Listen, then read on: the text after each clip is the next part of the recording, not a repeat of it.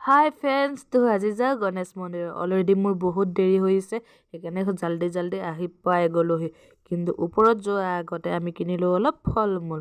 তো ফল মূল কিনি হৈ গ'ল আৰু এতিয়া যাম আমি ওপৰলৈ। আৰু এইফালে এজনে কাটিব ওলাইছে খলিতা, আৰু এই হাতীজনে কি কৰি আছে? আচ্ছা, চাকি দিবলৈ থালিখন ৰেডি কৰি আছে। আৰু এইফালে তাই চাকি দিলে, খুৱাই দিলে, আৰু সকলোৱে সেৱা কৰিছে। আৰু ইয়াৰ পিছত সকলোৱে কৰিব ওলাইছে পূজা। আমি প্ৰতি বছৰে গণেশ মন্দিৰলৈ আহোঁ, কিন্তু এইবাৰ অহাৰ আমাৰ অলপ দেৰি হ'ল। তথাপিতো একো নাই, সকলোৱে একেলগে আহিছোঁ, ভালেই লাগিছে।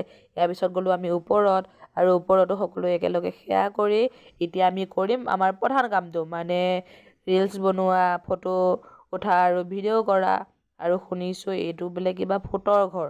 এবাৰ সোমাই চালোঁ, ভূত দেখা নাপালোঁ কিন্তু। আৰু এনেকৈ কৰি আমি শোৱাই চোৱাই ভাঙি তাৰ পৰা গুচি আহিলোঁ। আৰু ওচৰতে হৈ আছিলে ৰাস, তাতো এপাক সোমালোঁ। তো এতিয়ালৈ